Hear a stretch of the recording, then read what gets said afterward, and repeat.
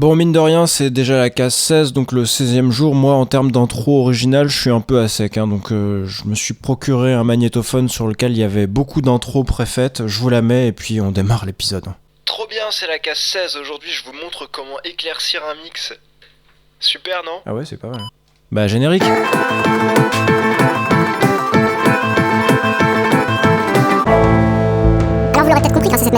Alors vous l'aurez peut-être compris grâce à cette magnifique introduction préenregistrée, aujourd'hui on s'intéresse à la question du mixage, c'est-à-dire le bon équilibre en termes de volume, de gestion de dynamique, de spectre fréquentiel entre les différentes pistes qui composent notre projet. Plus spécifiquement, on va se demander comment donc éclaircir un mix. Par là, j'entends comment ajouter dans les hauts médiums et les fréquences encore plus hautes que les hauts médiums un peu d'enrichissement. Vous vous rappellerez peut-être de ce morceau qu'on a rapidement composé hier.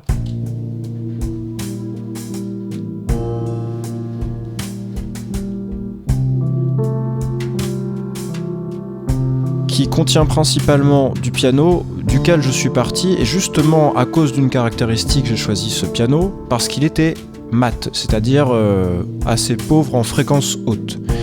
Ça a son charme, et quand on l'écoute au casque, pourquoi pas, mais on s'aperçoit avec des enceintes que la diffusion dans une pièce est relativement limite et que l'écoute n'est pas très facile. Donc on va se demander comment, sans perdre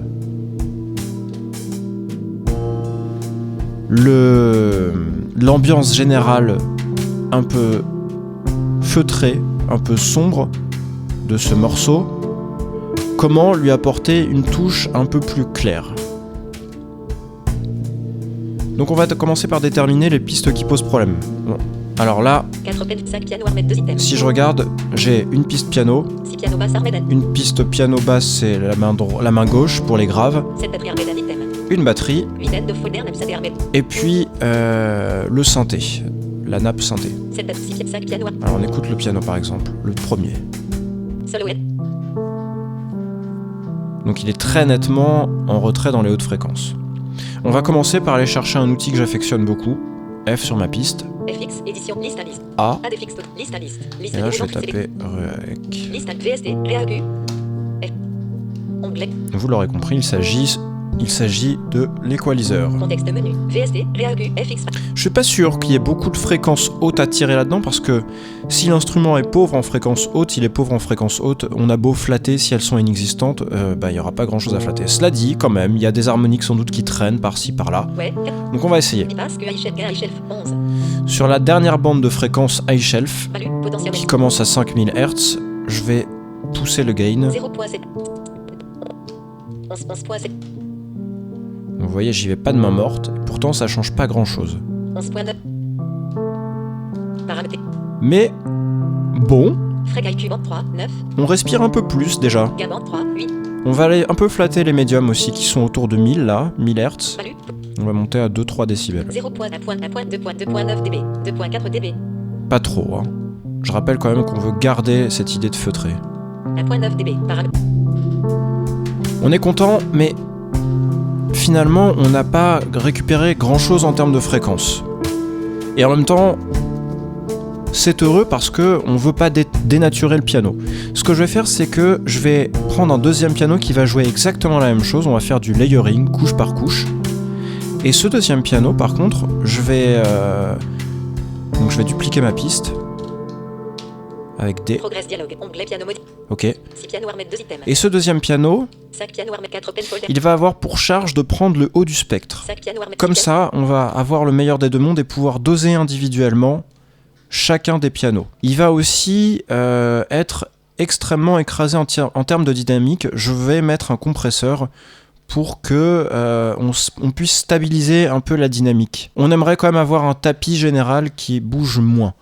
Donc il s'agit, là, la piste 5 et la piste 6, il s'agit exactement des mêmes pistes. Je vais aller chercher un piano. Je me suis mis sur la piste doublée, là, et je vais changer le piano.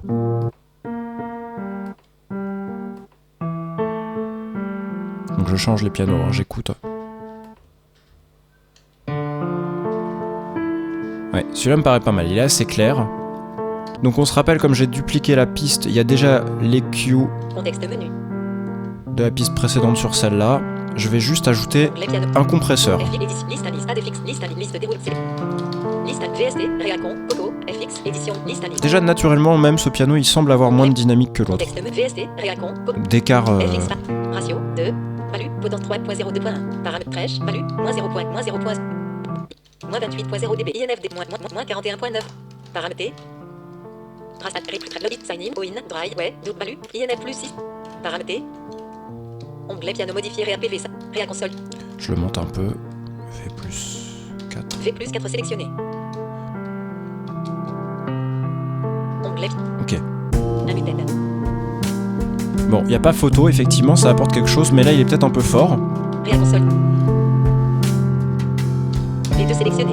Peut-être un peu envahissant, et Onglet, du coup, il contribue 5.4, à affaiblir cette ambiance initiale. 2.4, 2.0, Ce que je vais faire, c'est que je vais mettre un effet stéréo sur ce piano doublé ADFX, liste à liste, pour essayer de retirer le centre liste déroulante réduite. de la panoramique, le laisser au piano feutré. Stéréo field. Liste à liste, JS, stéréophile manipulateur, Yes, parfait celui-là. FX, onglet, Alors si on regarde là-dedans, contexte menu, JS, stéréophile manipulateur, FX, paramètre dialogue, 8%, rotate, degré, 1, on peut 8, pour center, manipuler le volume du centre et des côtés. Donc ce que je vais faire, c'est que je vais retirer le centre, 8%, center, value, en potentiel, tout cas le diminuer, parce qu'il faut pas trop le diminuer, sinon c'est contre-productif. moins 12, moins 20.0. Mode parole désactivé. Je monte un peu les widths. Mode parole dit, mode par moins 44.0. Bon, en gros là, si vous écoutez au casque, vous vous rendrez compte que on a surtout les côtés.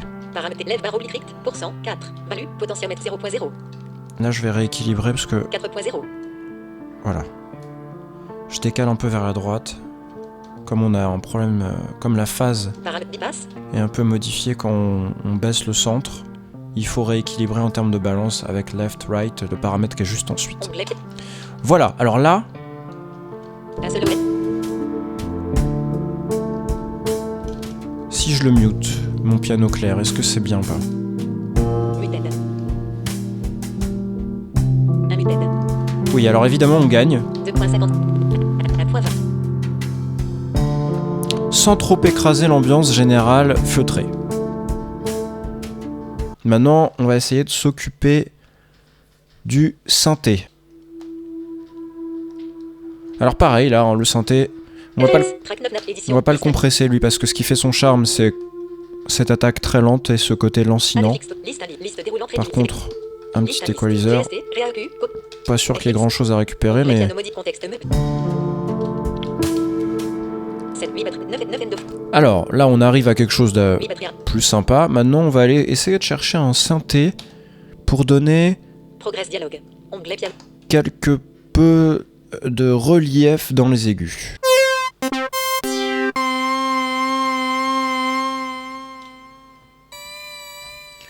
On va essayer ça.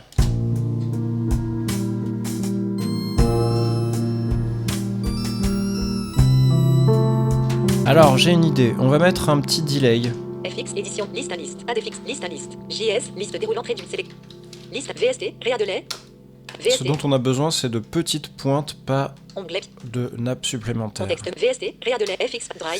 Et alors ce delay, on va le cantonner 1, aux fréquences très 1, hautes. 1, résolution 1, volume 1, pan 12, 1, stéréo 8, 1, résolution 9, 1, passe 8, value, potentiomètre 0 Hz, 4, 8, 2, 2, 3000, 4, 4000, 4, 6000 Hz. Paramètre, Ouais, je vous avais prévenu. Hein. 1, le basse, 1, 1, ouais, 1, val plus, 1.6, plus 3. On va remettre un à Onglet, gauche et un à droite. Contexte menu, VST, réa de lait, F, Alors toi tu seras sur ouais, gauche. Bipa, 1, pan, value, moins 1.0%, moins 0.8%. Contexte VST, réa de lait, FX par Tu drive. seras sur droite. Ouais, Bipa, 1, pan, 12. Value, 1.0%.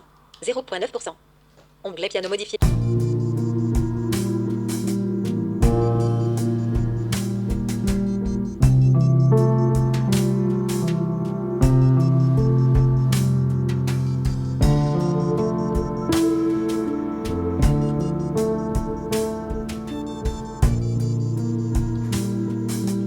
Onglet.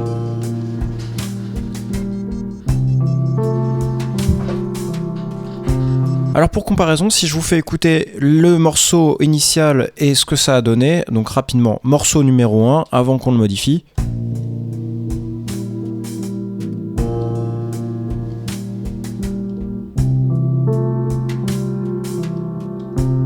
Morceau numéro 2.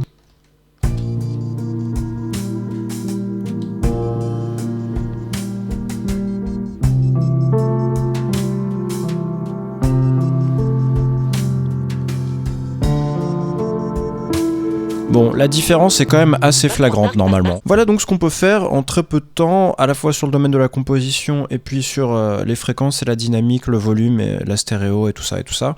J'espère que cet épisode vous aura plu. C'est déjà la fin. N'hésitez pas à me laisser des commentaires, à me suivre sur Twitter @toutauclavier, à vous abonner à la chaîne. Et puis d'ici là, je vous dis à demain. Bye.